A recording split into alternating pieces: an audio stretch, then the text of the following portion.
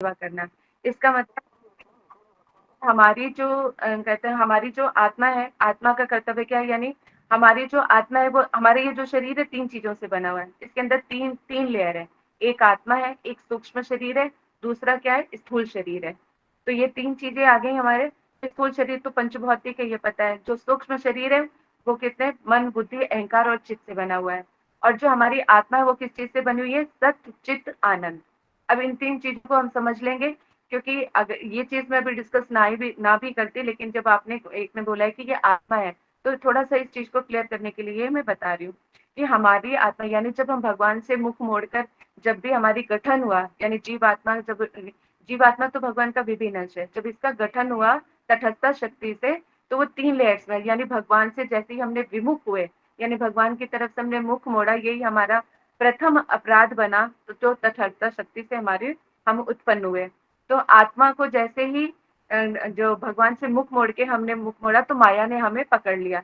तो माया ने हमें 2 शरीर दिए, एक तो सूक्ष्म शरीर और दूसरा जो है स्थूल शरीर। सूक्ष्म शरीर जो है जैसे जब हम इस पृथ्वी से जब हम कहते हैं कि जब हमारी मृत्यु होती है तो ये जो स्थूल शरीर है वो यहीं पे रह जाता है। लेकिन जो स्थूल शरीर जो सूक्ष्म शरीर है वो आत्मा के साथ ही रहता है। तो हमारे जितने यानी शरीर बदलते रहते हैं, लेकिन सूक्ष्म शरीर और आत्मा एक ही साथ ही रहते हैं, ताकि जो भी हम सारे कर्म करते हैं तो वो हमारे एक चित्त यानी सूक्ष्म शरीर में ही जाके जो है उसमें जाके स्टोर हो जाते हैं। तो जैसे ही हमारा शरीर बदलता है तो उसी तरह से हमारे कर्म भी फिर जो शरीर पहन के हम धारण करते हैं उसी शरीर में जाके हमारे कर्म जो है उन फलों को देना शुरू कर देते हैं। तो इस तरह से ये हम समझ पाए कि जो हमारी आत्मा है वो अलग है, सूक्ष्म शरीर के कवरिंग में है और ये हमारे स्थूल शरीर के कवरिंग में है। तो आत्मा का कार्य क्योंकि भगवान जैसे एक बच्चे का परम कर्तव्य है कि वो जो है भगवान की सेवा करे। एक बच्चा अपने माता-पिता की सेवा करे तो एक आत्मा क्या-क्या वो है कर्तव्य कि वो भगवान की सेवा करे। यानी भगवान के हम नित्य दास हैं। आत्मा जो क्या है वो भगवान के नित्य दास है। तो उसके अंदर प्रेम की भावना जो है वो भगवान से प्रेम करती है। आत्मा जो है भगवान से प्रेम करती है और प्रेम का क्या लक्षण है? सेवा। यदि हम भगवान की सेवा नहीं करेंगे तो किसकी सेवा करेंगे? संसार की सेवा करेंगे। तो संसार की सेवा अब यही अब ढूँढ भी क्या रहे हैं? सच्चा प्रेम ही ढूँढ रहे हैं हम। कहाँ पर जहाँ पर भी जाते हैं कहते हैं ना हमें चाहिए तो शुद्ध देसी घी चाहिए। अगर खाने-पीने में भी हम कहाँ देखते हैं? शुद्धता देखते हैं। क्योंकि हमारी जो आत्मा है वो शुद्धता का गुण है, प्रेम का गुण है। प्रेम ही सेवा है और सेवा ही क्या? जो निष्काम सेवा होती है, जो निष्काम प्रेम प्रेम के अंदर जो क्या है ना कि प्रेम वो नहीं होता जो हम चाहे वो हमें उस तरह से प्रदान करें। कहते हैं प्रेम की परिभाषा देते हुए कहते हैं हमारे वैष्णव कि प्रेम के टूटने के कई कारण उत्पन्न हो जाएँ, फिर भी प्रेम नहीं टूटता है तो वो क्या कहलाता है? तब वो प्रेम कहलाता है। वो प्रेम ही क्या कि किसी कोई कारण हो जाए जिस वज़ह से टूट जाए, तो वो प्रेम नहीं कहलाता है। तो इसी तरह से जो हमारा भगवान के प्रति जो प्रेम है, वो किस तरह का प्रेम होना चाहिए? एक शुद्ध रूप में प्रेम होना चाहिए कि कोई भी कैसा भी कारण हो जाए, फिर भी हमारा जो है वो कभी भी प्रेम भगवान से नहीं टूटना चाहिए। तो इस तरह से अब एक ये प्रश्न आ गया कि अब ये हमें पता चल गया कि भगवान की सेवा करना ही हमारा कर्तव्य है, क्योंकि हम भगवान के विभिन्न अंश हैं। हम जीवात्मा का क्या परम कर्तव्य है कि वो भगवान की सेवा करे। अब सेवा करनी है तो अब यहाँ पे बात आती है कि भगवान कौन है? तो भगवान को समझने के लिए एक चीज़ और समझते हैं। एक कथा के माध्यम से थोड़ा और हम इसको क्लियर करेंगे कि 3 दोस्त होते हैं। एक दोस्त जो होता है, एक मुस्लिम होता है, एक क्रिश्चियन होता है और एक हिंदू होता है। जो मुस्लिम होता है वो तो अल्लाह क्योंकि सारे सब जगहों पे कहा सारे मुस्लिम का एक ही होता है। तो जो अल्लाह को ही मानते हैं वनी ये अल्लाह भी कौन है क्या एक जैसे ब्रह्म है तो वो उन्हीं को एक रोशनी को मानते हैं, एक शक्ति को मानते हैं। उनका कोई सशरीर कोई स्वरूप को वो नहीं मानते हैं। क्रिश्चियन भी होते हैं तो वो गॉड गॉड कहते हैं, वो भी एक रोशनी को मानते हैं, उनके मन में चलता है। और हिंदू जो होते हैं वो बहुनिष्ठ होते हैं। तो तीनों दोस्त बड़ी बड़ी उनके अंदर बड़ी अच्छी मित्रता थी। तो एक पहाड़ पे कहते हैं कि आपस में चर्चा कर रहे थे क्योंकि जहाँ पे भक्त लोग पहुँचते हैं तो वो आपसी चर्चा ही करते हैं। तो वो अपनी आपसी चर्चा कर रहे थे कि अच्छा बताओ कि हम में से जो तीनों के भगवान है जो सबसे ज्यादा दयालु और कृपालु कौन है? तो कहते वो सब कहते हैं कि हिंदू कहते हैं मेरे भगवान सबसे ज़्यादा है, तो कह वो मुसलमान कहते हैं नहीं मेरा भगवान सबसे ज़्यादा अच्छा है और वो जो दूसरा था क्रिश्चियन वो भी कहते हैं नहीं मेरा है। तो कहते हैं कैसे पता चले? कह रहे चलो इसकी परीक्षा हो जाए। कहते हैं अच्छा ठीक है। तो कहते हैं कैसे परीक्षा की है? तो कहते हैं एक पहाड़ पे चलते हैं। पहाड़ की चोटी पे खड़े होते हैं और अपने अपने भगवान का नाम लेके कूद पड़ते हैं। जो बच जाएगा और भगवान की जिसकी निष्ठा सच्ची होगी और जिसके भगवान सच्चे होंगे तो वो उनको बचा लेंगे। कह रहे अच्छी बात है। तो कहते हैं कि चलो फिर माउंटेन को, सबसे पहले माउंटेन की बारी आई। उनको खड़ा किया गया कि भाई तुम अपने भगवान को, जिसको तुम मानते हो, अपने भगवान को याद करके कूद जाओ। अगर तुम बच गए और तुम्हारे भगवान ने तुम्हें बचा लिया तो मानेंगे कि तुम्हारा भगवान अच्छा है। कहते अच्छी बात है। तो वो उसने बस अब प्रार्थना किया, अल्लाह मियाँ को याद किया और प्रार्थना किया और उसने कूद गया और उसको आराम से वो नीचे पहुंच गया, उसको कुछ भी नहीं हुआ। इसी तरह से ईसाई ईसाई का भी जब उसको खड़ा किया कि तो तुम खड़े हो जाओ और तुम अपने प्रार्थना करो, उसने भी अपने जीसस को प्रार्थना किया और याद किया कि अगर मेरे सच्चे दिल से मैं तुम्हें प्रेम करता और मेरी भक्ति में निष्ठा है तो आप मुझे बचा लीजिएगा। तो वो भी कूद गया। अब आई हिंदू की बारी। जब हिंदू वहां पे खड़े हुए तो उसने जब अपने इष्ट को याद करना चाहा तो उसके दिमाग में बहुत सारे घूम गए। शिव जी भी आ गए, माता रानी भी आ गई, कृष्ण भी आ गए, साईं बाबा भी आ गए, बहुत सारे हो गए। अब उसको चिंता नहीं कि वो कुछ मतलब एक निष्ठता हो ही नहीं पाई तो वो कूदे कैसे कूदे। अब एक के प्रति निष्ठा हो तो इंसान एक को याद करे और उसी के बलबूते पे छोड़ दे कि ठीक है तुमने जो तुम्हारे राखे तो राखो, नहीं राखो तो ना राखो। लेकिन जब उसने आंखें बंद की तो उसके सामने तो इतने सारे घूम गए, वो तो कूद ही नहीं पाया। और वहां पे वो परेशान हो गया कि अब मैं किसका नाम लेके कूदूं। तो मेरी क्योंकि वो उसकी निष्ठता सब में थी। तो अभी क्योंकि उसको अभी इस चीज का ज्ञान ही नहीं था कि भगवान कौन है, किसकी निष्ठता किसमें होनी चाहिए। हालांकि मुसलमान और क्रिश्चियन को भी उनको नहीं पता था कि भगवान है, लेकिन उनकी निष्ठता सिर्फ एक में थी। तो एक नाव पे सवार है तो फिर भी कहीं ना कहीं पार लग जाते हैं। लेकिन जब यहाँ पे बारी आई तो उसको नहीं समझ में आया। तो इस कथा के माध्यम से हमें यहाँ पे ये समझ आता है कि सारी नावों में पैर रखकर जो है हम कभी भी पार नहीं हो सकते। एक निष्ठता होनी बहुत ही आवश्यक है। अब यहाँ पे प्रश्न आता है कि अगर भगवान एक ही है तो ये जो सारे देवी देवता हैं ये कौन है, इनको भी समझना पड़ेगा। तो यहाँ पर कहते हैं कि जैसे और ज्यादा डीप ना जाके पहले हम एक चीज को समझते हैं कि सृष्टि को रचाने वाली हम यानी तीन जो बड़े देवता हैं, ब्रह्मा विष्णु महेश, ये तो हम जानते ही हैं इनके बारे में। ब्रह्मा विष्णु महेश जो है तो उनके बारे में जब कहते हैं ना कि और ब्रह्मा जी का काम क्या है, सृष्टि की रचना करना। विष्णु जी भगवान जी का क्या है, संसार का पालन करना। और शिव जी का क्या काम है, संहार करना।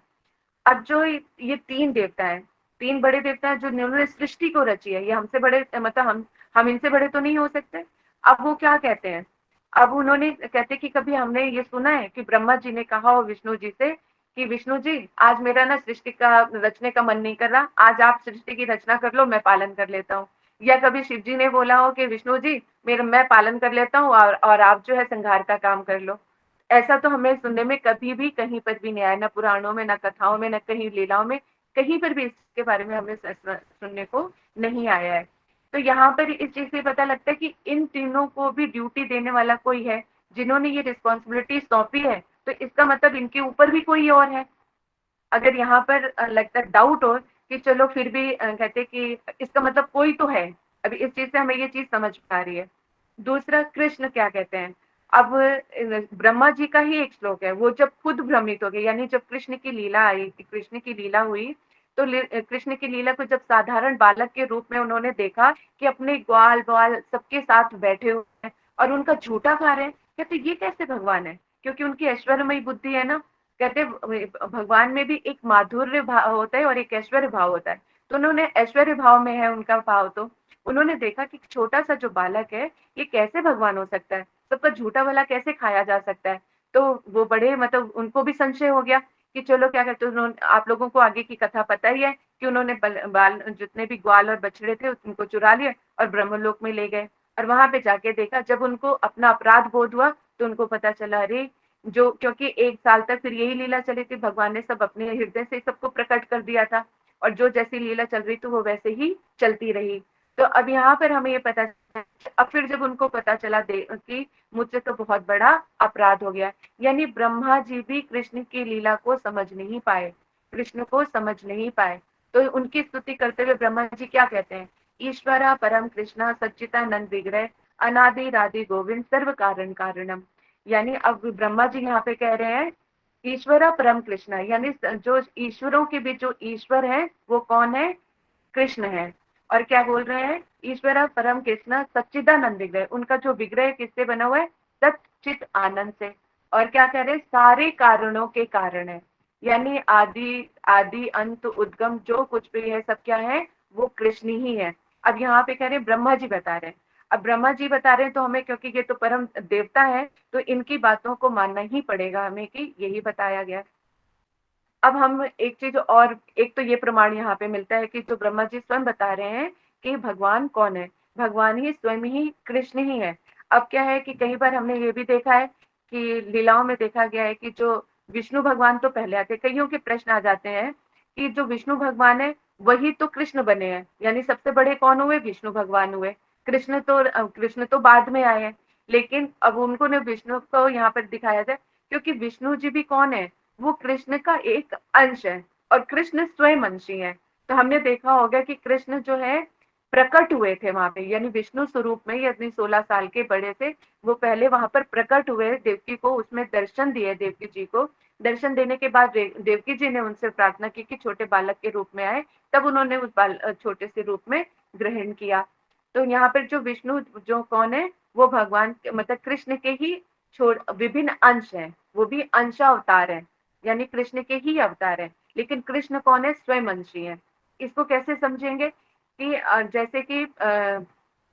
जैसे पिता है, पिता के विभिन्न कहते हैं कि पिता के जो बच्चे होते हैं तो वो भी उन्हीं का ही अंश होते हैं, जो कुछ भी आता है पिता का ही आता है, माता का ही उसमें आता है, तो वो भी अंश कहलाते हैं। लेकिन बच्चे कहीं पर भी जाके कहीं कुछ भी करें या बड़े हो जाए, चाहे कितना भी बड़ा काम कर ले, वो कभी भी पिता नहीं बन सकते। इसी तरह से जो कृष्ण है वो अंशी है, उनके सारे ये अवतार है। तो यहाँ पर एक चीज और भी हमें पता लगती है, जो जहाँ पर कहते हैं ना, जहाँ पे भगवान और भक्त जो है एक हो, अद्वैत एक वो चलता है ना मायावाद में, कि भगवान और जीव जो है एक ही हो जाते हैं। तो भगवान और जीव कभी भी एक नहीं हो सकते, क्योंकि वो जीव जो जीव आत्मा है वो भगवान का विभिन्न अंश है। तो भगवान का सारे गुण जीवों में भी होने पर भी वो भगवान से बहुत अलग होते हैं। जो भगवान के अंदर गुण है वही जीवात्मा में, लेकिन जीवों के अंदर बहुत ही शुद्ध मात्रा में है। अब जैसे इसका एक उदाहरण ले लेते हैं, जैसे कि भगवान कृष्ण है, अपने उनकी जो इंद्रिय, एक तो है वो सब हुआ है, एक आत्मा है, शरीर है, स्थूल शरीर है, तो पूरा शरीर विग्रह क्या है, सच्चिदानंद स्वरूप है। दूसरा कि भगवान अपनी इंद्रियों से, किसी भी इंद्रियों से, जैसे नेत्र है, हम तो सिर्फ नेत्र से एक ही काम कर सकते हैं, देखने का, लेकिन भगवान अपने नेत्रों से हर तरह के सारे कार्य कर सकते हैं, उनके अंदर ये क्षमता है। तो उनका ये तो उनका बहुत बड़ा गुण है, और उसी गुण का छोटा सा हमारे अंदर क्या गुण है कि हम सिर्फ आंखों से देख ही सकते हैं। तो भगवान के जितने भी सारे गुण है वो सारे विभू है, बहुत बड़े, और उसका शुद्र मात्र बिल्कुल जो आत्मा के स्वरूप में जीवात्मा के पास है, तो उनके पास बहुत ही छोटा सा गुण होता है। तो कभी भी जीवात्मा जो है भगवान कभी भी किसी भी अवस्था में बन नहीं सकती है। इसलिए यहाँ पे पता है कि भगवान अलग है और जो जीवात्मा है वो अलग है। जीवात्मा जो है भगवान की सेवा करने के लिए ही है। तो अब यहाँ पे एक चीज समझ आती है। अब आते हैं पुराणों के ऊपर कि कैसे पता चले कि पर जितने भी सर्वशास्त्र है, जितने भी पुराण है, सब क्या 18 पुराण उपनिषद इतने सारे सब जो ग्रंथ है, उनका अध्ययन करना बड़ा मुश्किल है।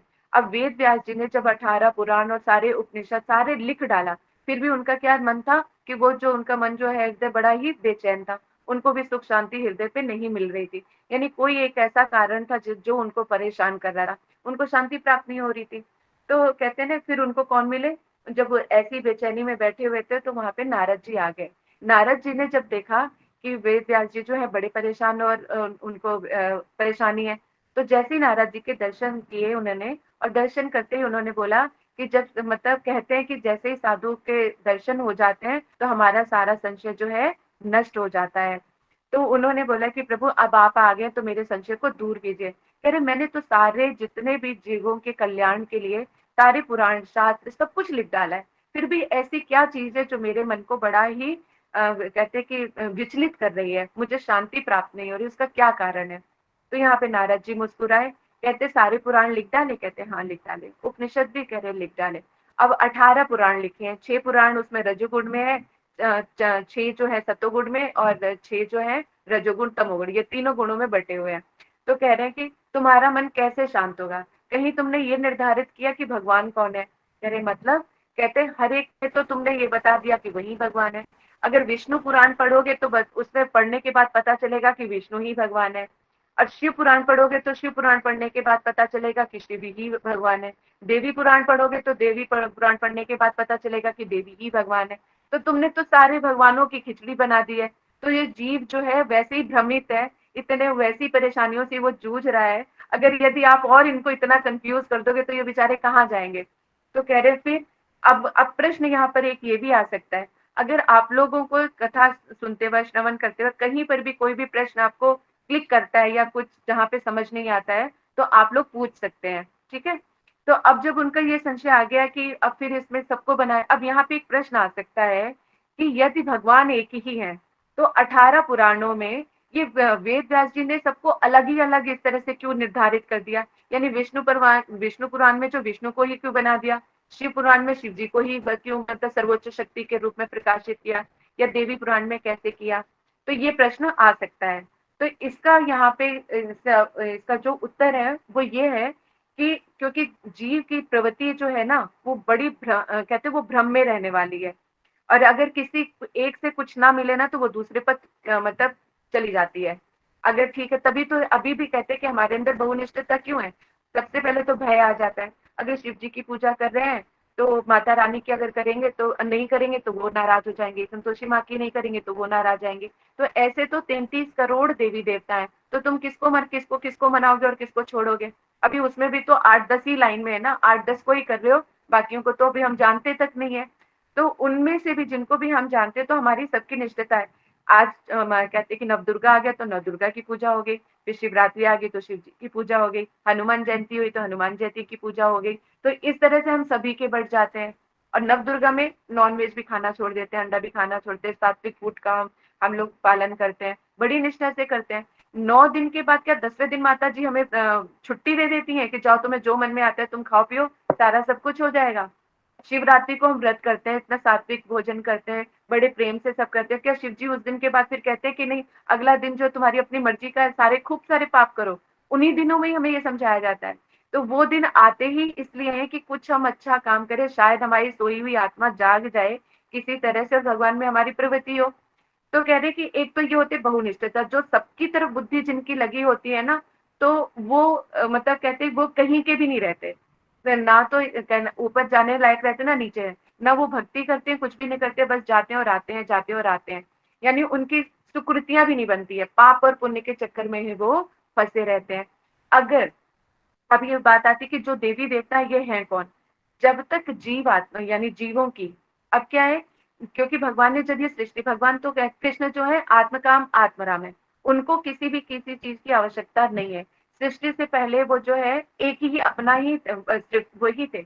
जब उन्होंने अपनी लीलाओं का आस्वादन करने यानी सारे रसों का आस्वादन करते हैं, जब उन्होंने रसों का आस्वादन करने के बारे में सोचा तब उन्होंने अवतार और सृष्टि की रचना और इतना बड़ा जो इन्होंने पूरी सृष्टि की रचना की है वो सिर्फ इसी कारण की है।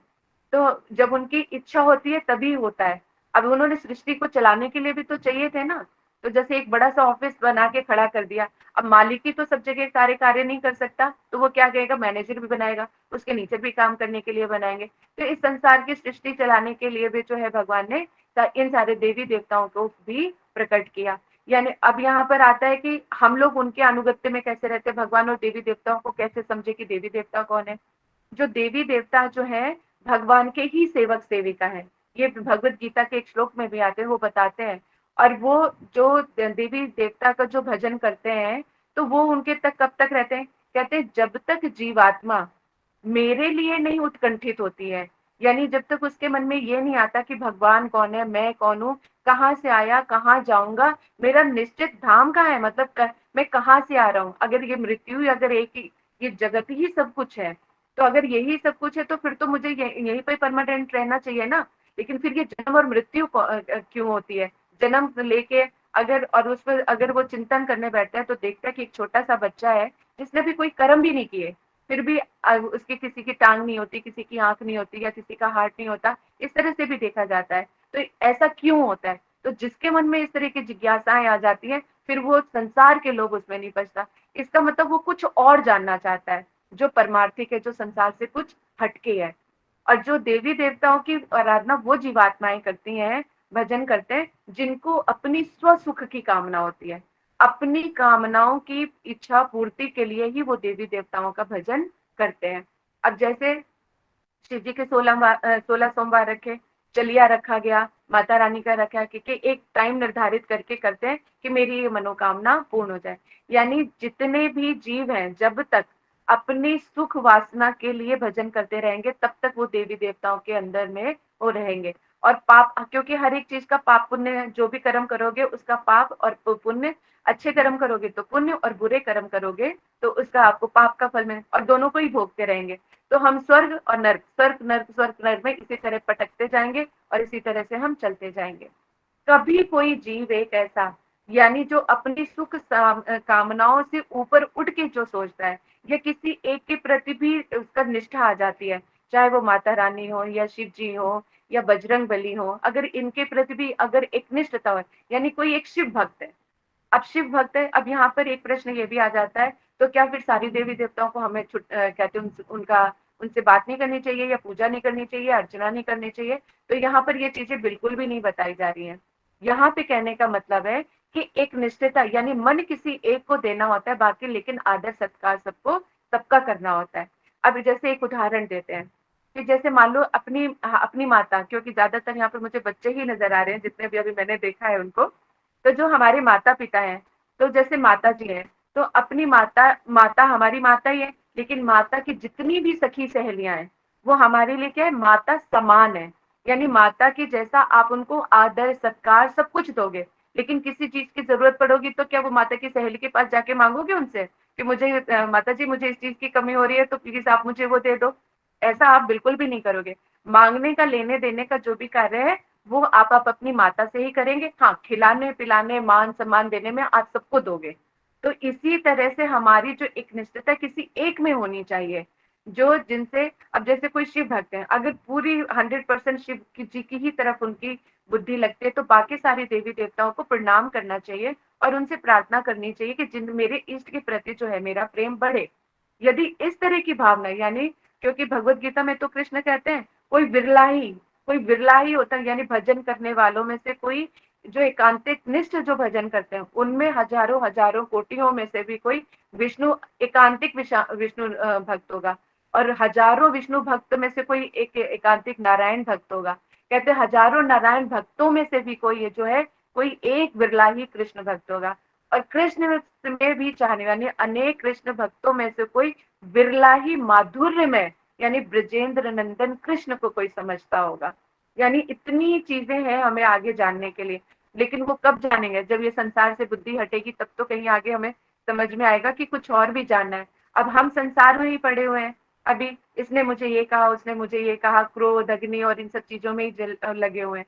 तो इसी तरह से हम अपनी सुख वासनाओं कामनाओं के लिए जब तक हम रहते हैं, तभी तक वो देवी देवता हमारे पास रहते हैं। अगर कोई एक शिव भक्त है और मान लो पूरे अच्छे कर्म करता है, निष्काम कर्म करता है, उसके अंदर दया भाव सब कुछ है, और अपने शिव जी के प्रति बड़ी उसकी निष्ठा है, तो और बाकी सारे देवता भी उसके ऊपर प्रसन्न हो जाते हैं, क्योंकि जिसके बाकी सारी जो देवी देवता हैं जिसके प्रति निष्ठा होती है, उसके प्रति उनकी निष्ठा बढ़ाते हैं। और उन आदर सत्कार में, अब सारे मंदिर में गए हो तो शिव जी से प्रेम है, वहां पे अपना हृदय से जो भी तुमने कहा, पूजा प्रार्थना की, वो सब ठीक है। बाकी मंदिर के अपने सर झुका के उनको प्रणाम कर दिया तो कोई बुरा नहीं है, प्रणाम करना चाहिए, सबको करना चाहिए, मान आदर सत्कार सब कुछ देना चाहिए। जब शिव जी देखते हैं कि इसके एकांतिक भक्ति जो है मुझ पर है, ये संसार की कोई भी कामना नहीं कर रहा, तो वो क्या है, परम वैष्णव। यानी अब वो जिसके ऊपर भगवान माता रानी बजरंगबली जिनके ऊपर कृपा करना चाहते हैं ना, उनकी अहेतु की भक्ति जो है, अहेतु की भक्ति यानी बिना किसी कारण वाली जो भक्ति होती है, वो राधा गोविंद के श्री चरणों में स्वतः ही वहां पर पहुंचा देते हैं। क्योंकि भोलेनाथ बाबा क्या है, परम वैष्णव है। माता रानी कौन है, परम वैष्णव है। हम वैष्णो देवी जाते हैं कि नहीं जाते? उनको माता रानी को क्या बोलते हैं, वैष्णो देवी। यही माता रानी जब जड़ जगत में है तो वो माया देवी कहलाती है, लेकिन जब कृष्ण से हमारा योग कराती है तो वही क्या, योग माया कहलाती है। तो जब तक हमें वो बेड़ियों से हमें उन्होंने कस के रखा हुआ है, अब जब हम अपनी भोग विलास अपने, अगर संसार को अपने सुख साधन के लिए हम यूज करेंगे और अपने ही सुख काम, अपनी ही इंद्रियों को तृप्त करने की सोचेंगे, तो वही योग माया जो है, माया महामाया बनकर हमें पाप पुण्य के चक्कर में पालेंगे और हम कर्मों की जड़मती में इसी में ही फंसे रहेंगे। यदि हमारे हृदय का शुद्ध हो जाता है और एक निष्ठता की भक्ति प्रकाशित होती है हृदय में, तो वो स्वतः ही हमें राम और कृष्ण के पास ले जाते हैं।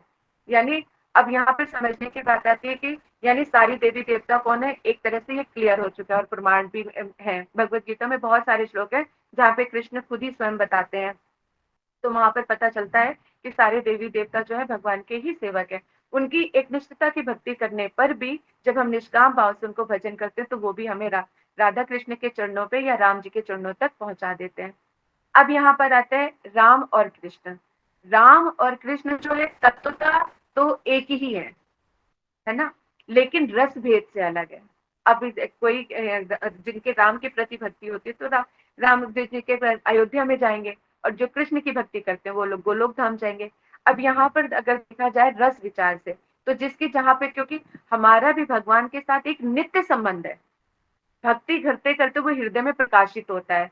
तो जिसका जिसका जैसा संबंध होता है भजन करते करते वो हृदय में जब उत्पन्न हो जाता है और संबंध ज्ञान हमें मिल जाता है, तो हम उसी रस में बिल्कुल बैठ जाते हैं। जैसे हनुमान जी हैं, हनुमान जी जो है राम जी के कौन है, वो दास के रूप में उनकी सेवा करते हैं। हालांकि उनको सारे ही रसों का ज्ञान है, लेकिन उनके लिए वो दास रूप में ही वो परिपूर्ण रूप में उनको रसास्वादन होता है। अब यहाँ पे राम और कृष्ण में भी हम तत्वता भेद, जैसे तत्वता तो कोई भेद नहीं है, रस विचार से भेद है। रस विचार से कैसे कि एक जगह कहीं आकर अगर राम जी जो है, राम जब कृष्ण, वही कृष्ण जब राम बनकर आते हैं तो वो पूर्ण रूप में रसों का स्वादन नहीं कर पाते हैं, और ना वो भक्तों को दे पाते, ना पूर्ण रूप से खुद करते हैं, ना पूर्ण रूप से भक्तों को दे सकते हैं। और कुछ एक ऐसी भी इच्छाएं होती हैं जो राम जी पूरी नहीं कर सकते। यहाँ पे अचंभित हो सकते हैं कि ऐसी भी कोई कामना है जो राम जी पूरी नहीं कर सकते। जो अब इसके लिए क्या है, दारणकर्ण्य ऋषि में जो है, जितने भी ऋषि मुनि थे वो किसकी आराधना कर रहे थे, गोपाल मंत्र से आराधना कर रहे थे। जब दारणकर्ण्य वन में जो है राम जी वहां से निकले, तो जितने भी ऋषि मुनि थे राम जी को देख के जो है ना, उनका अद्भुत स्वरूप, इतना सुंदर स्वरूप देख के मोहित हो गए। अब उनके हृदय में आया कि क्योंकि वो भूल गए कि हम पुरुष हैं, और उनको आलिंगन स्वरूप अपने प्रेमी या पति के रूप में जो है उनको प्राप्त करना चाहते हैं। अब राम जी कहते हैं कि बाकी सारी तो मैं तुम्हारी इच्छाओं को पूर्ण कर सकता हूँ, लेकिन मैं पत्नी के रूप में या प्रेमिका के रूप में किसी को भी मैं ग्रहण नहीं कर सकता। यदि अगर कोई भक्त अब राम जी को अपना प्रेमी या पति बनाना चाहे तो वो नहीं बना सकती, क्योंकि वो मर्यादा पुरुषोत्तम की लीला कर रहे हैं। सीता जी ही उनकी जिंदगी में सिर्फ एक स्त्री है, बाकी और स्त्री नहीं हो सकती। तो वहां पर फिर राम जी ने उसको बोला कि इस अवतार में जो है मैं आपको ग्रहण नहीं कर सकता, लेकिन कृष्ण अवतार में मैं आपकी अभिलाषाओं को पूर्ण करूंगा। तो यानी यहाँ पे भी एक चीज हमें यह समझ में आई कि जो कृष्ण है, कृष्ण ही जो है जो हमारी संपूर्ण अभिलाषाओं को पूर्ण कर सकते हैं। यानी कृष्ण को भी जो है 5 रसों में हम उनको अपना बना सकते हैं। सब तरफ से अपने मन को हटा के जो है 5 रसों में जो है कृष्ण से हमारा जो संबंध है, उसमें भजन करते करते उसमें अनुभूति या अनुभव जो है हम प्राप्त कर सकते हैं। अब उसमें क्या चीज कहते हैं, सबसे पहला क्या आता है, शांत रस से। हाँ, शांत रस में क्या होता है कि वहां पे हम भगवान को, थोड़ी ऐश्वर्य बुद्धि होती है वहां पे कि ये मेरे भगवान है और मैं इनका दास हूँ। और शांत भाव में तो बिल्कुल जैसे भगवान उसमें रहता तो है कि वो मालिक है और मैं उनकी जीवात्मा हूँ, तो ओम करके उनका ध्यान करते हैं और कहते हैं उनके नाम नाम में ही निमग्न रहते हैं, लेकिन कोई सेवा कोई कार्य नहीं होता, आपस में कोई लेन देन नहीं होता। फिर उसके बाद शांत भाव के बाद क्या आता है, दास्य भाव। दास्य भाव में क्या होता है कि भगवान को वो अपना स्वामी यानी सब कुछ मानता है, और वो उनका दास, अपने आप को उनका सेवक मानता है। लेकिन इसमें ममत्व होता है, यहाँ से ममत्व हो जाता है कि ये भगवान किसके हैं, ये कृष्ण किसके, ये मेरे हैं, ये मेरे स्वामी है।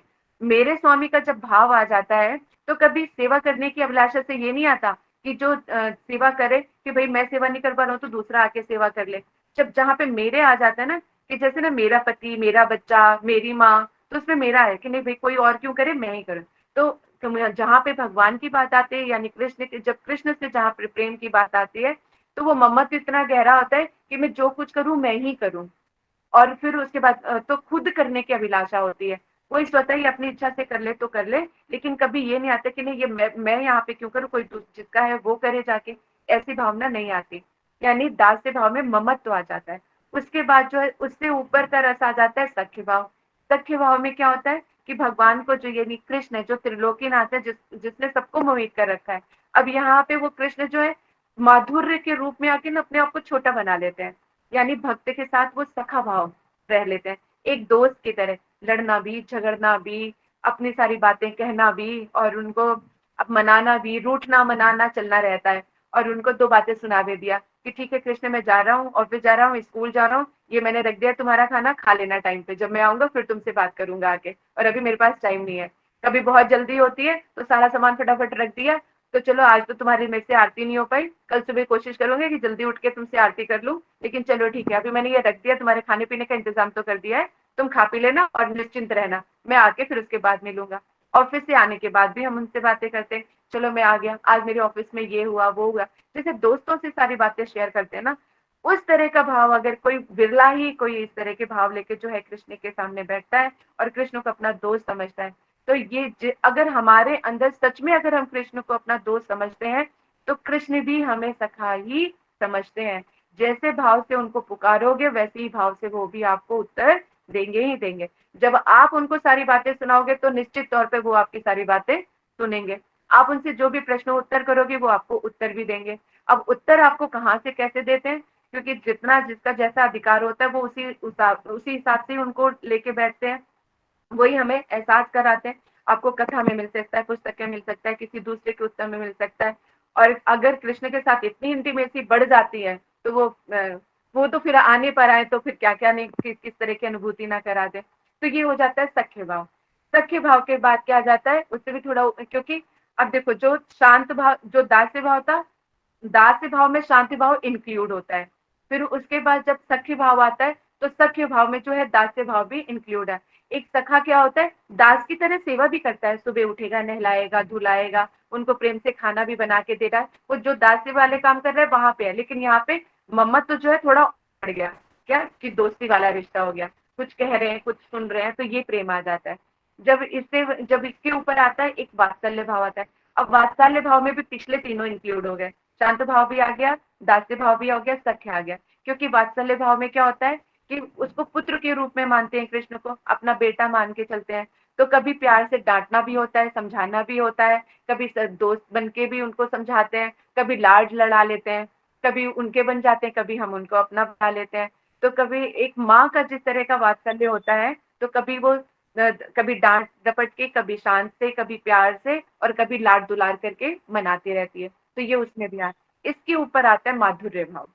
माधुर्य भाव में जहाँ पे कृष्ण को आप अपना प्रेमी या उनको अपना पति के रूप में मानते हैं। अब इस माधुर्य भाव में ये जो चारों रस हैं वो सारे के सारे इसमें समावेश हो जाते हैं, क्योंकि एक प्रेमी या पत्नी जो होती है वो भी यही सारे कार्य करती है, सेवा करती है उनकी, दोस्त बन के सही रास्ता भी दिखाती है, और भी मतलब माधुर्य रस का आस्वादन कराती है। तो जो प्रेमी और प्रेमिका बन के जो है इसमें भी आगे आता है, माधुर्य रस को भी आगे डिवीजन हो जाती है, स्वकीय और पारकीय हो जाता है, फिर आगे इसके और भी चीजें होती हैं, वो फिर बहुत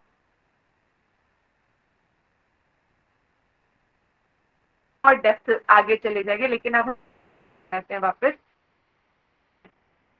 पांच पांच रसों में जो है हम कृष्ण का बताए गए हैं, तभी ये लीला कथा आती है। तो जब भगवान ने जो अब हम बात कर रहे थे पुराणों की, जब उन्होंने रचा तो उन्होंने अलग अलग क्यों किया, अब ये चीज भी हमें समझ में आ गई है। अब यहाँ पे फिर नारद जी ने बोला कि अब तुमने सारी खिचड़ी पका दी है, तो इस खिचड़ी का जो सार है, यानी सारे वेद और शास्त्रों का जो भी सार है, उस सार को कि तुम एक ऐसा ग्रंथ की रचना करो, पुराण की रचना करो, जिसमें तुम बताओ कि भगवान कौन है, उनकी लीलाएं कथाएं जो है वो कहीं पे तो प्रकाशित करो, नहीं तो कैसे जीवों को पता चलेगा। तो श्रीमद् भागवत जो है सारे शास्त्रों का सार है, सारे पुराणों का पका हुआ वो फल है। और उसमें श्रीमद् भागवत का प्रतिपाद्य विषय कौन है, किसके बारे में बताया गया, कृष्ण के बारे में बताया गया। तो यहाँ पे और प्रमाण मिल जाता है कि एकमात्र कृष्ण ही जो है वही भगवान है, क्योंकि श्रीमद् भागवत जो है सारे पुराणों का सार है। तो सार में जिस चीज का वर्णन किया जा रहा है, जिस वस्तु का वर्णन किया जा रहा है, वही परम तत्व परम सत्य वस्तु है, यानी कृष्ण ही है। और उसी में ही एक कहते के श्लोक आता है, एंते चांचकला पुंसा कृणस्तु भगवान स्वयं, इंद्रादि कुलम लोकम मृडियंती युगे युगे। श्रीमद् भागवत में ये जो श्लोक आता है, इसमें क्या करें कि जितने भी अवतार हुए हैं, वो सारे के सारे अवतार जो है कृष्ण कृष्ण के वो सारे अंश अवतार हैं। कोई पुरुषोत्तम अवतार है, पुरुषा अवतार है, लेकिन क्या थे, कृष्णस्तु स्वयं भगवान, यानी कृष्ण ही जो है स्वयं भगवान है। तो यहाँ पर इस श्लोक के माध्यम से भी पता चलता है कि जो भगवान है वो कौन है, कृष्ण ही है। अब हमें किसी भी तरह का कोई डाउट नहीं रहा कि भगवान जो कौन है, क्या है कि वो सारे के सारे जो है, सारे जो देवी देवता अलग हैं, तो भगवान है एकमात्र कृष्ण ही है और कोई भी नहीं है।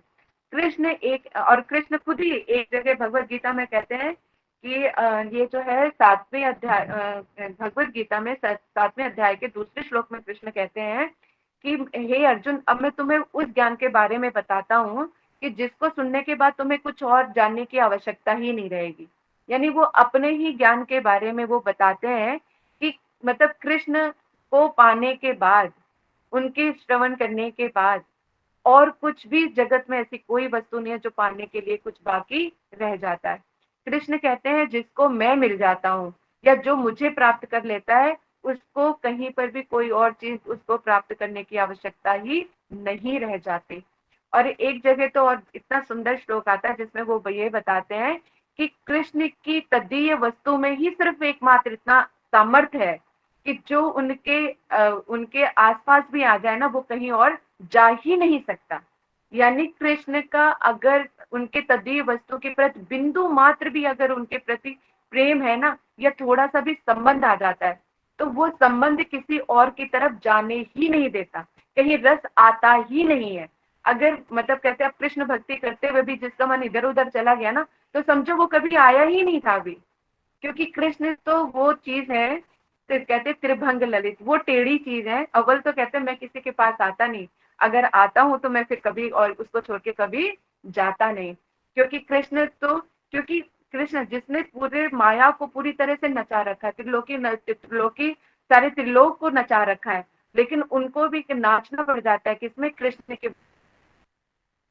और कृष्ण में भी, अगर उसमें टाइम भी अब हमारा होने वाला है, नहीं तो कृष्ण के भी तीन विभक्तियां हैं इसमें हम लेके। एक ही कृष्ण जो है तीन तरह से अपने आप को प्रकाशित कर रहे हैं। एक तो वो ब्रह्म के रूप में कर रहे हैं, परमात्मा के रूप में कर रहे हैं, और सविशेष भगवान के रूप में कर रहे हैं। तो ब्रह्म जो है और परमात्मा, शॉर्ट फॉर्म में जल्दी जल्दी बता देती हूँ कि ब्रह्म भी क्या है, भगवान की अंग कांति है, भगवदगीता में उन्होंने बताया। और वो कह रहे हैं कि और जो परमात्मा है वो भी उनका अंश है, यानी एक अंश है, विष्णु स्वरूप में है, वो भी परमात्मा है। जो संपूर्ण रूप में अपने सौंदर्य और माधुर्य का जो प्रकाश करते हैं वो कौन है, वो ब्रजेंद्र नंदन कृष्ण है, यानी ब्रज के कृष्ण में ही पूर्णतम आती है। तो ये यहाँ पे सविशेष, यानी भगवान का भी, जब इंसान का इतना सुंदर सा स्वरूप है तो भगवान का सुंदर स्वरूप नहीं होगा। जब किसी इंसान की आंखें इतना मोह लेती है तो सोचो कृष्ण के नेत्र कैसे होंगे, उनकी मुस्कान कैसी होगी। उनके भजनों में ही कितना कुछ आ जाता है। उनको छलिया बोलते हैं, उनके नैन इतने मतवाले बोलते हैं, उनकी मधुर मुस्कान के ऊपर इतने सारे भजन बने हुए हैं। तो सोचो उनका अंग अंग, मतलब एक तो उसमें है ना, एक भजन है गौड़िया गीति में, उसमें भी बोलते हैं कृष्ण के अंग में अंग अंग टोना, यानी कृष्ण के किसी भी अंग को देख लो तो टोने की तरह कार्य कर जाता है। नेत्र देख लो तो एक जगह तो राधा रानी जब कृष्ण के दर्शन करती है, तो एक सखी ने पूछा कि तुम कृष्ण के दर्शन करके आई हो, कहते हैं हाँ, मैंने तो आज पूरी रूप से उनको ना कृष्ण का दर्शन किया, सर्वांग दर्शन करके मैं धन्य हो गई। तो कहती राधा रानी से, कहते क्यों, तुमने दर्शन नहीं किए? तो राधा रानी क्या कहती हैं कि मैंने तो कभी कृष्ण को देखा ही नहीं, मैंने कभी पूर्ण रूप में दर्शन ही नहीं किया। कहते क्या बात कर रही हो, अभी सुबह सुबह तो तुम कृष्ण के दर्शन करके आ रही हो और उनको पूरे मिली भी हो तुम, और तुम कह रही हो कि मैंने कभी देखा ही नहीं। कहते क्या बात, क्या बताऊं तुम्हें सखी, कि मेरी नजर जब कृष्ण से मिल जाती है ना, तो मेरी नजर अगर कृष्ण की नजरों से मिल गई तो वो सिर्फ नजर तक ही अटक जाती है, मैं उनका कभी दर्शन कर ही नहीं पाती हूँ। अद्भुत है ये भाव। मतलब ये भाव ऐसे हृदय में उतर के जाते हैं कि उनका, इसलिए पता चलता है कि कृष्ण का अंग अंग जो है टोना है, जिसकी नजर जहां पड़ गई वो वहीं पर ही मुक्त हो जाती है, कभी दूसरी तरफ और उसका जा ही नहीं सकता। तो जब कृष्ण ही ऐसे हैं तो उनकी जितनी भी तदीय वस्तु होती है, तो उनके प्रति अगर कृष्ण को कोई थोड़ा सा भी जान जाता है, तो ऐसा हो ही नहीं सकता कि कृष्ण को जानकर कोई पीछे मुड़ जाए। तो इसी तरह से अब हमें बहुत अच्छी तरह से ये चीज क्लियर हो गई है कि अगर कोई भगवान है तो वो स्वयं कृष्ण ही है। और तीन एक ही कृष्ण जो है 3 जगह भी अपने आप को प्रकाशित कर रहे हैं। कहाँ पे? द्वारिका, मथुरा और ब्रज में।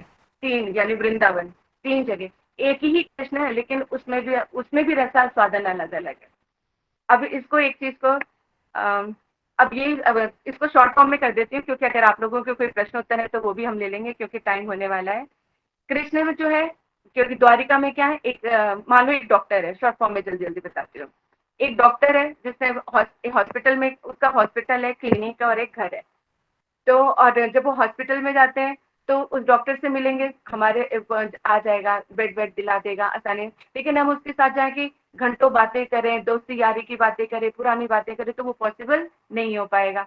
अगर क्लिनिक में जाएंगे तो थोड़ा और बेटर फील करेंगे कि चलो उसने बिठा दिया, चाय पानी समोसा मोसा खिला दिया, थोड़ी बातचीत हो गई। उसके बाद सोचे कि भैया ये जाए तो ठीक है, नहीं तो पेशेंट मेरा वेट कर रहा है। वहां पर भी हम खुल के बात नहीं कर पाएंगे। जब उसी डॉक्टर से जब उसके घर पे मिलने जाते हैं, तब वो दोस्त कैसा मिलेगा? एक तो उसके पास कोई वर्दी या रिस्पॉन्सिबिलिटी नाम की चीज नहीं होगी।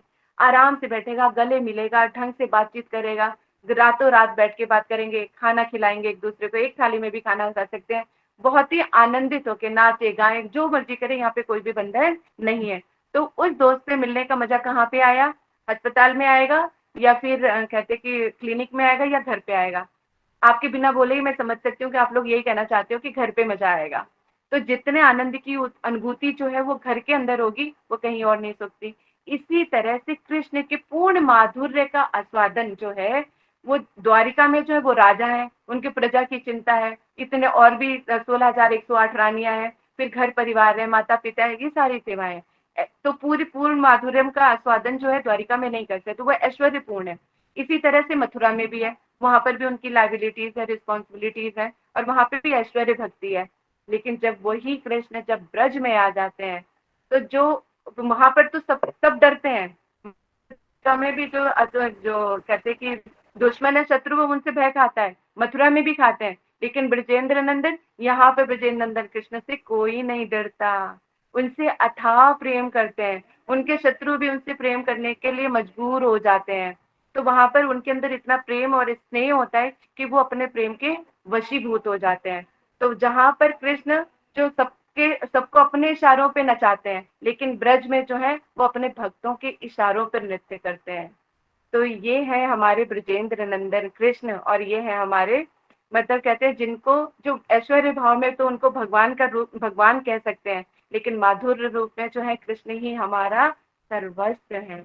अगर कोई ऐसा, अगर प्रेम का आस्वादन करना है तो वो कृष्ण से प्रेम करके, उनकी आराधना करके ही उस प्रेम के, शुद्ध प्रेम जो होता है ना, उसका रसास्वादन क्या होता है, वो कृष्ण से ही प्रेम करके जाना जा सकता है।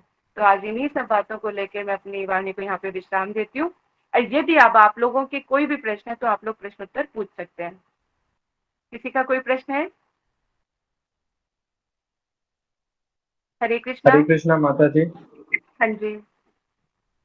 भजन का क्या अर्थ है? जी।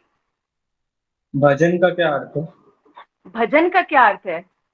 कहते भज वस्तु, यानी जो कहते हैं जो परम तत्व वस्तु होती है, तो जो पूरी निष्ठा के साथ जब हम उसकी प्रीति के लिए, प्रेम क्या है, यानी सेवा के, भजन, भजन का मतलब जो भज वस्तु है, यानी जो परम तत्व है, उसको जब हम प्राप्त करने के लिए और उसकी खुशी के लिए ही हम कोई कार्य करते हैं, तो वो भजन ही कहलाती है, साधन भजन कहलाती है।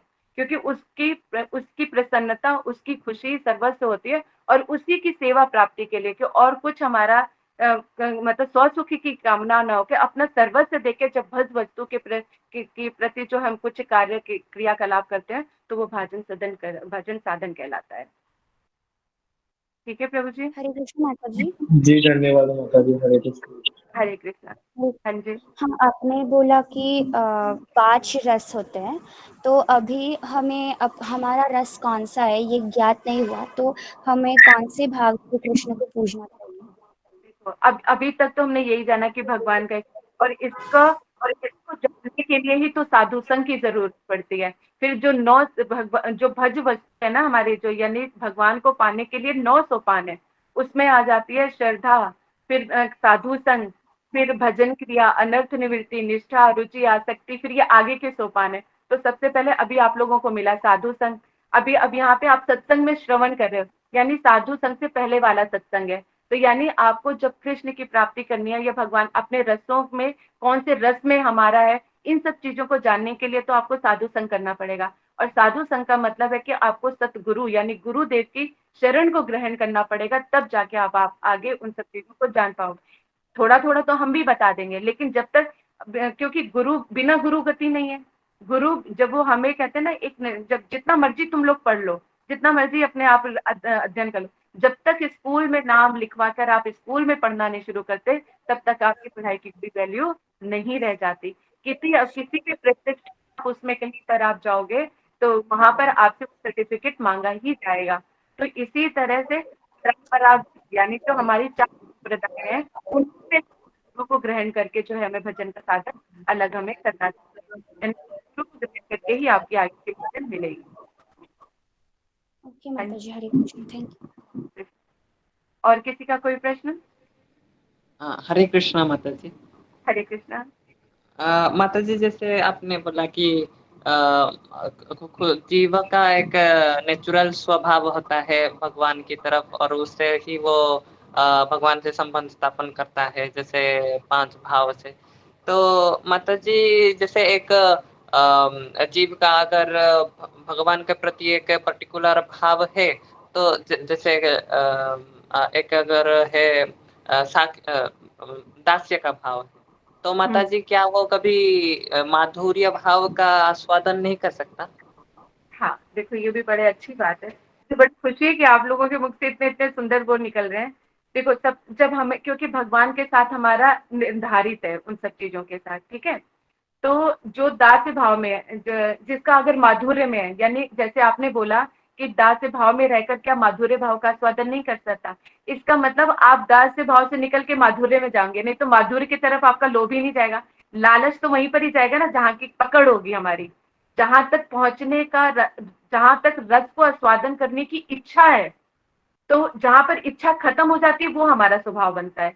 तो अभी अगर दास्य भाव में आप, क्योंकि अभी स्टार्टिंग में तो हम दास्य भाव से ही लेकर चलेंगे, क्योंकि कृष्ण को अपना स्वामी मानेंगे, उनकी सेवा करेंगे, प्रीति करते करते तब तारतम्य पता चलता है। जैसे अभी अभी आप और हम मिले, तो अभी दीदी जी मतलब बड़े स्वाभाविक, बड़े प्रेम से ऐसी बातचीत है, फिर एकदम बातचीत करते करते क्या, फिर तो मतलब फटाफट क्वेश्चन पूछे, आपने बता दीदी, आपने ये नहीं बताया, फिर थोड़ी लड़ाई झगड़े, दीदी मेरा क्वेश्चन था आपने बताया नहीं, आपने बड़ी देर लगा दी, आप कल ने क्यों नहीं बताया, ये सारी चीजें। तो जैसे जैसे हम किसी के साथ इंटीमेट होते चले जाते हैं, तो ऑटोमेटिकली हमें पता चल जाता है कि इसके साथ हमें किस तरह से संबंध बनाने या कैसे बात करनी है, या इसको और आगे कहाँ तक बढ़ाया जा सकता है। तो स्टार्टिंग में कृष्ण से हमारी हेलो हाई से स्टार्टिंग होगी, और फिर वो माधुर्य तक पहुंचती है।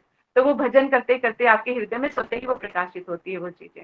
लोभ आपको लेके जाता है, उत्कंठा वहां तक आपको लेके जाएगी। ठीक है जी माता और जी, लेकिन सारे भाव खुद में ही मतलब स्वतंत्र और पूर्ण है। हाँ, हर एक भाव जो है अपने आप में स्वतंत्र और पूर्ण ही होता है, लेकिन जब तक जिसका लोभ बढ़ता चला जाता है, लालच, तो वो फिर जब जहां पर उसका वहीं तक, जहां पर जैसे किसी का सख्य भाव में है या माधुर्य भाव है, तो वो वहीं पे जाके रुक जाएगा। अब उसका आगे भाव जाएगा ही नहीं, वो पहुंचेगा ही नहीं वहां तक, उसको मन ही नहीं करेगा। जैसे सारी कथाएं सुन रहे हैं, बालपन की कथाएं हैं, लीला कहता है, माखन चोरी लीला, सारी लीलाएं, जिसका सख्य भाव में हुआ ना, तो उसको लगेगा कहीं घूम फिर के सख्य सख्य वाली कथाएं क्यों नहीं सुना रहे, मुझे कथाएं उनकी सुनी है। तो वो फिर जाके उसमें निर्धारित होता है। अब हमारे गुरुदेव क्या करते हैं, जो हमारे अंदर की जो वासना है, जो कृष्ण की प्रेम की वासना है, वो और ज्यादा बढ़ा देते हैं। जब हम भजन कथन सुनते हैं, तो वही जो दीक्षित मंत्र होता है, वही हमारे हृदय में आगे चल के महामंत्र के माध्यम से वही लीलाएं हमारे हृदय में प्रकाशित करते हैं। तो ये सब चीजें जो है बिना साधु के ये सब चीजें नहीं आ, अगर हम सोचे कि हम खुद महामंत्र करके शुरू कर दें और इन सारी चीजों का आस्वादन करें, तो वो संभव नहीं है। गुरुदेव के यानी वैष्णव के अनुगत्य में रहकर ही आप इस चीज का रस का स्वादन कर सकते हैं, क्योंकि उन्हीं को पता है कि कृष्ण को कैसे रिझाना है। हमसे अगर गलती होगी तो हम किसके पास जाएंगे? कहते हैं ना, अगर भगवान से रूठ गए तो रूठ जाए तो कोई टेंशन नहीं, गुरुदेव बचा लेंगे। अगर गुरुदेव रूठ गए ना, तो फिर हमें कोई नहीं बचा सकता। अब हमारे पास भगवान को पाने की कोशिश कर, भगवान से भी गए, सतगुरु तो है ही नहीं, तो फिर हमारी लुटिया तो वैसे ही डूब जाएगी। इसलिए वैष्णव के अनुगत्य में साधु संतों के अनुगत्य में ही भजन करना चाहिए। सतगुरु जो फिर हमें फिर वो पूरी श्योरिटी लेते हैं। जैसे हम अपने टीचर जाते हैं ना, टीचर क्या कहते हैं, अगर मैं जो तुम्हें पढ़ा रही हूँ, अगर तुम ठीक ढंग से पढ़ोगे तो ऐसा हो ही नहीं सकता कि तुम्हारे 100 मार्क्स ना आए। उनको इतनी श्योरिटी होती है। इसी तरह से हमारे सतगुरु होते हैं कि अब तुम मेरे पास आ गए हो कि जब तक मैं तुम्हें कृष्ण से मिला नहीं देता ना, मैं तुम्हें छोड़ूंगा नहीं। तो एक आश्वासन रहता है कि मेरे सर के ऊपर कोई है कि मैं इधर उधर कहने, हमसे गलती हो जाएगी तो वो हमें खींच लेंगे। तो सदगुरु ही हमें वहां तक पहुंचा सकते हैं। ठीक है, और जी किसी का माता जी, धन्यवाद। हाँ, चलिए ठीक है। अगर और किसी का कोई प्रश्न हो तो आप वॉइस मैसेज करके भेज सकते हैं, तो फिर हम उसका उत्तर भी दे देंगे। और इन्हीं सब शब्दों के साथ मुझे बड़ा अच्छा लगा। एक तो ये नया ग्रुप है, और दूसरा ये है कि आप लोग बड़े भाग्यशाली हैं कि आप शुद्ध सत्संग से जुड़े हैं। क्योंकि कितने ही बिरले, कितने कहते हैं ना, जैसे भगवत गीता में भी कृष्ण कहते हैं कि कोई हजारों में से कोई होगा, तो आप लोग करोड़ों करोड़ों में से कोई एक हैं जो कृष्ण के सत्संग में, यानी शुद्ध। यहाँ पे कृष्ण से कुछ लेना नहीं सिखाया जा रहा आपको, कृष्ण का जो प्रेम आपके हृदय में छुपा हुआ है उसी को उभारने का बताया जा रहा है यहाँ पर। तो ये ऐसा सत्संग भी मतलब सुन भी रहे हैं ना, तो ये मान के चलना चाहिए कि आप लोगों के ऊपर भगवान कृष्ण की अपार अपार कृपा है। क्योंकि उनके बारे में, उनकी मर्जी के बिना, बिना साधु कृपा के ये संभव हो ही नहीं सकता। तो पूर्व जन्म में भी आप लोगों ने बहुत कुछ किया है, जो आपको ये सत्संग मिल रहा है, कृष्ण की कृपा मिल रही है। ठीक है, चलिए हम आपका फिर यहीं पे क्लास को समाप्त करते हैं, फिर मिलते हैं दोबारा। हरे कृष्ण। हरे कृष्ण माता जी। हरे कृष्ण माता जी, दंडवत प्रणाम। हरे कृष्ण माता जी। मैं कुछ कहना चाहती हूँ। बोलो। जी, आपने अभी कहा कि ब्रज में जो कृष्ण है वो भक्तों पे भक्त उनको नचाते हैं। मतलब भक्त जो है वो कहते कि ये मुझे चाहिए तो वो आप मुझे दो, और वो दे देते हैं। नहीं, वहां पे जब होता है ना, तो वो भी कृष्ण की प्रीति के लिए ही होता है। अब कृष्ण से उनको इतना, वहां पर जो ब्रज की भक्ति है ना, वहां पे कोई भी भक्ति है भक्त वो अपने बारे में नहीं सोचता, वो सिर्फ कृष्ण अपने की बारे में था। मैं थोड़ा गलत ट्रैक पे चली गई, सॉरी। तो मैं कथक सीखती हूँ, तो हम एक कीर्तन करते हैं उसमें, तो वो बस याद आया कि उसमें वो है कि उसका अर्थ ये है कि बहुत से ऋषि मुनि, बहुत से लोग बहुत सारा तप करके भी कृष्ण को प्राप्त नहीं कर पाते। बस जो गोपियां है वो उस कृष्ण को मतलब थोड़े से दूध माखन के लिए उसको अपने ताल पे नचाती है, और उसका प्रेम पा लेती है, कृष्ण का प्रेम पा लेती है बस। लेकिन कृष्ण को पता है, क्योंकि वो छोटे से छाछ पे फिर भी क्यों नाचने लगते हैं, क्योंकि सारी जो हम साधन करके जब हम नित्य धाम में पहुंचेंगे कृष्ण के पास, तो हम तो भूल जाएंगे कि हमारे कितने जन्म हो चुके हैं और कैसे कैसे हमने कृष्ण को पाने के लिए प्रार्थनाएं और कितनी कितनी तपस्याएं की हैं। लेकिन कृष्ण को एक एक का याद रहता है कि जब भी वो उस गोपी देखते हैं तो उनको स्मरण रहता है ये कितने जन्मों से मेरे इस, मतलब मुझे प्राप्त करने के लिए इसने कितना तप और भजन किया है। तो उसमें इतना कारुण्य, कृष्ण के अंदर इतना प्रेम आ जाता है कि जो वो कहती है तो गोपी उसके प्रेम को, उसको रिझाने के, यानी अभी हम कृष्ण को रिझाने के लिए साधन भजन करते हैं, फिर उसके बाद कृष्ण हम मतलब अपने भक्तों को प्रसन्नता देने के लिए, उनको खुश करने के लिए वो कुछ भी करते हैं, जो गोपियां कहती हैं वही करते हैं। तो वहां पर जाके हमारी जो भजन तपस्या है वो पूर्ण होती है जाके, कि जहां पर कृष्ण जी भी हर प्रेम हमारे ऊपर लुटाते हैं। तो उनको पता होता है कि कितने कितने जन्मों से प्यासे हैं, जब अब जाकर कहीं पर हमारा जो भक्त और भगवान का जो है मिलन होता है वो, और माधुर्यमय मिलन होता है वो। जी जी, वो बस याद आया हमें क्योंकि हम वो नृत्य में करते हैं, युगल कीर्तन है वो। अच्छा, वेरी गुड, बहुत अच्छी बात है। तो तो बस आप ये करो ना, तो आप यही करना कि हे राधा कृष्ण, मैं आपकी प्रसन्नता के लिए ही कर रही हूँ कि मेरे इस तरह से नृत्य करके आप प्रसन्न हो, बस मेरे लिए यही बहुत है। बस यही जी आप तारतम्य है कि ना, और प्रगाढ़ हो जाएगा। जी, हरे कृष्ण। हरे कृष्णा, हरे कृष्णा। चलिए, ओके, हरे कृष्णा।